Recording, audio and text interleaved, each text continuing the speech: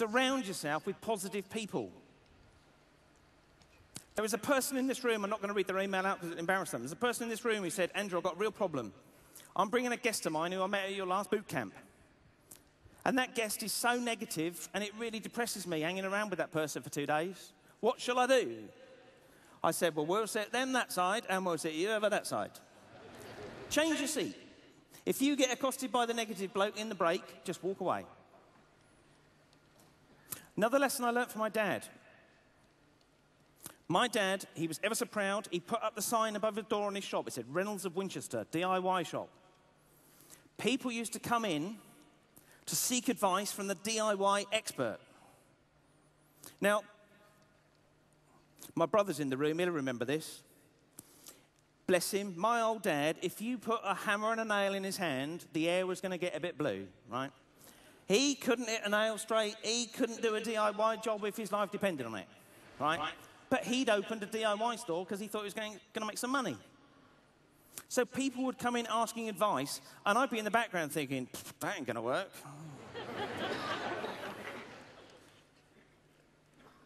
Don't put yourself in a situation where you have to give expert advice. The beauty of the business model we're teaching you this weekend is that you are going to be, write down publisher. You are going to be the publisher of information. You are not going to be the expert.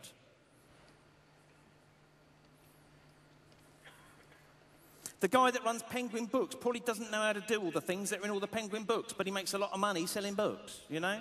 You're going to be a publisher. I learned from my dad about profit margins. I learned that you can't make money if you are buying something for 66p and selling it for 99p. There's not enough money left. The things we're talking about this weekend, you buy something for £1 and you sell it for 150 quid. That's more like the sort of margin you need. My dad, another lesson I learned from my dad. He used to sell bags of cement and compost and all this sort of thing. He used to sell paving slabs. He used to sell big bottles of gas. And if his customer wanted those items, they'd have to be delivered because they were too big to go in the customer's car, so he had to run a van. Huge, great things.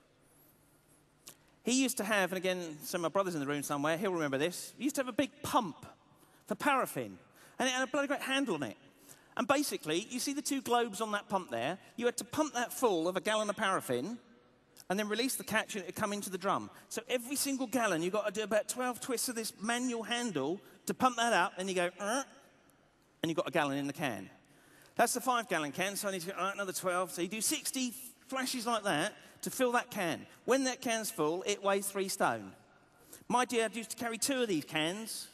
It's no wonder he had a bloody bad back.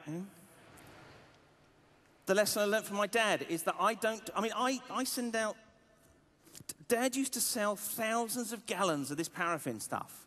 Thousands of gallons a month, all done by hand. I send out thousands of packages a month, and I don't touch one of them. I don't do all the manual labor. I don't do the stuffing of the jiffy bag. Somebody else does that.